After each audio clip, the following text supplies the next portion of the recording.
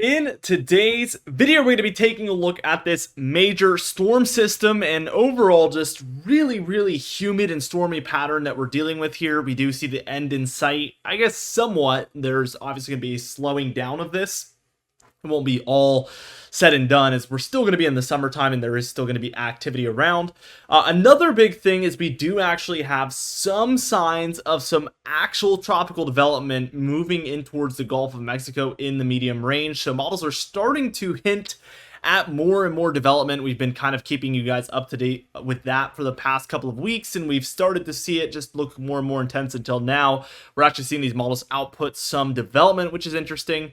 There is some chances of severe weather that we're going to go over today, and overall a warming temperature pattern as things are very cool right now compared to normal. They are going to be warming. Let's just dive into things and take a look at tomorrow afternoon here. And this is going to be for Wednesday on July 24th. And what we see here is overall quite a bit of storminess along the Gulf Coast, the East Coast, and some of the Ohio Valley here. There's just a lot of thunderstorms to go around. Now, I asked you guys in yesterday's video, how have these storms gone for you guys? Some people have dealt with tons of rainfall, including myself here in southeastern Virginia. Many different thunderstorms and downpours we've had. Well, I got some comments from others in similar areas that just have not really received much of this storminess. And it's important to note that during this summertime type of storm, it is hit or miss. And you might get very unlucky and miss every single day. Or you might get hit almost daily like Southeast Virginia has. And for the areas that get hit daily or get hit the worst in general, you kind of end up exceeding whatever numbers I've been saying. Like Southeast Virginia here, we've really exceeded what the models have even put out. And then there's some areas obviously that end up with almost nothing when they were expecting perhaps 5 inches over a 10-day period.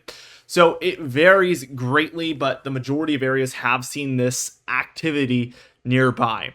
Let's just go ahead and keep moving. I want to take us towards Thursday on the 25th here. And as you can see, we once again have a lot of activity around this area from Texas eastward through Louisiana, Arkansas, Mississippi, Alabama, Georgia, Florida, South Carolina, North Carolina, Tennessee, Kentucky, Midwest and Ohio Valley there, Mid-Atlantic and Northeast. All of these areas still dealing with some chances of thunderstorms and showers. It obviously always depends on where you're at, but for the most part, a lot of areas will be dealing with this activity. We do see that for the Northwest and even down through some of the Four Corner States and Rockies, we do have the sporadic showery activity and thunderstorm activity in there that we have been seeing. So be on the lookout for some of these potentially hitting at certain times.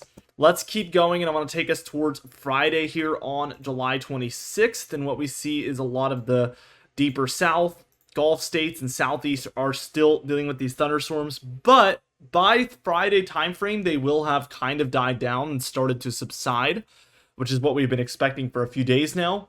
By the time we take a look, well, let's just take a look here. First off, we have the Rockies and Four Corner States still dealing with some of that activity. Now let's go ahead and move on towards Saturday on July 27th. And we do see that there is some thunderstorm activity still ongoing for a lot of the plains in the southeast, although it has just died down from what it once was. And we do see it's pretty spotty. We see these wet areas that have drawn the zigzag in. The straight lines are going to kind of be where we're seeing some drier patches where there once was a lot of storms. So it's a little bit more patchy. It's a little bit more hit or miss, but there is still activity there like I alluded to in the beginning of the video. We do have thunderstorms still very present throughout the Rocky Mountain range and some throughout the Midwest as well, especially the upper Midwest. Sunday, July 28th here, we get a little bit more of an organized system, it looks like, from the northern plains down through some of the Midwest and even into the deep south here. This is going to be something to watch. Could bring about some extra flooding possibilities, unfortunately, for some of these areas. Also, certainly could bring about some severe weather and stronger thunderstorms. Those are all going to be things to look forward to in the upcoming pattern. As we look at Monday on July 29th, we see this does move slightly eastward. We see, again, the Midwest, the Ohio Valley, and then the deeper south still dealing with this activity by that point. Friday here moving ever so slowly eastward here now for a lot of the Great Lakes, Ohio Valley, and some of the southeast here, with some thunderstorms out ahead of it for the Mid-Atlantic and Northeast being possible. Wednesday, July 31st, the final day of July here, we are still dealing with some thunderstorms throughout the Midwest, Ohio Valley, Mid-Atlantic, Northeast, Southeast here, all seeing some thunderstorms very present. Thursday on August 1st, our first day of August. I can't believe we're this close to August already, and the final month of the summer, guys. I mean, the summer's going to be ending. We're going to be straight into the fall and winter. It is unbelievable how quick this year is just flying by. We see that for the Midwest into the Southeast and Northeast, we are still seeing tons and tons of thunderstorms around for all of these areas. And we should get a little bit of August 2nd here. We do see that there is still some for the upper Midwest, Great Lakes, Ohio Valley, and Mid-Atlantic. Could become more widespread as the day gets later. Look at some of this in the Bahamas. We do have a tropical disturbance, perhaps there, very close to Florida, picking up on this European model.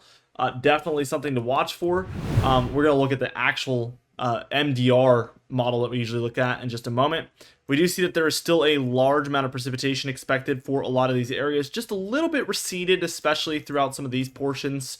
We still see that the Texas coast is expecting a lot. It is just slightly receded, still above average amounts expected over the next 15 days, but a lot of that is coming over the next 3 or 4 as this system dies down. So we're really going to have to wait until it's over to give you guys an estimate as to how much to expect for the pattern that comes after that. But for now, we still expect average to above average precipitation for all of these areas in the east, with a little bit below average out west. Now for that kind of anomalies, again, a little bit below average here for a lot of the plains in the west. Still very far above average for the Texas coast, even into Louisiana, and a little bit of the deeper south. But we have seen a receding amount of precipitation expected for a lot of the southeast there. Still above average, but just slightly, as opposed to the very far above average that we've seen expected over a couple of weeks now.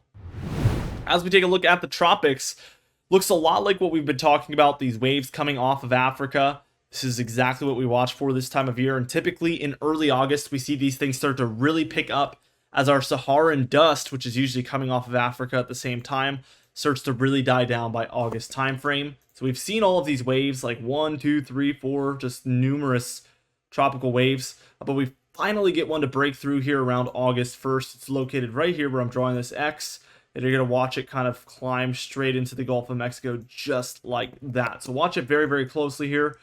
We see it move through that kind of sweet spot that I always talk about between the Yucatan Peninsula and Cuba here. We see it move straight through there and then try to develop a little bit there over the Gulf of Mexico. Certainly going to be something to watch, especially as we move into the upcoming pattern. I think the important takeaway here isn't the specifics of timing or location, of course. It's just the fact that we see the models picking up on windows of opportunity where we could see some favorable conditions for tropical development. Obviously, there's going to be a ton of variables when we're trying to look into the specifics, so pay more attention to just the models are showing possible tropical activity, which basically means that the model is calling for more favorable conditions for tropical development, and that's the most of what we know. Anything else would be just highly speculative at this point. Now, as we take a look at the temperature pattern, again, we are much cooler, especially due to the cloudiness and some of the precipitation that we're seeing. Things do warm, especially as we reach that final couple of days of July into the first couple of days of August here, which is what we're taking a look at now here on August 7th. We see very warm temperatures throughout the northwest, north central, and some of the northeast especially, but really the warmest is right here over the plains, with some of it stretching towards the east a little bit. This is an ensemble model, so things could look a little bit different than this by the time we're looking at August 7th, but it should be pretty close. For the Storm Prediction Center outlook for today, the rest of today, this is a late night special a little bit. We haven't done one of those in a while, but this is through the night tonight until 6 a.m. tomorrow, so very, very short-lived here. But Wednesday the 24th, or Tuesday the 23rd into Wednesday the 24th, 6 a.m. We have numerous and very oddly shaped general thunderstorm-esque areas there in the lighter greens, where we do expect general thunderstorms, but anything is possible, so please heed every watch, warning, and advisory still. We have the 2 darker green areas there, which is our level 1 marginal risk as well. As we reach day 2, same thing. Some pretty large areas of general thunderstorm risk areas, and then 3 marginal risk regions as well. And then for day 3, which is going to be Thursday, July 25th, we have 2 general thunderstorm risk areas there in the lighter greens, but usually we see marginal risks get placed into these like we've seen over the past few days. So we will be watching very closely for that for Thursday the 25th. Anyway, guys, thank you so much for watching this video. Be sure to subscribe as we do upload every single day. You can even hit the bell icon for daily notifications when we upload so you never miss one. Be sure to like the video if you did enjoy it, leave a comment down below, and I'll see you guys in the next video.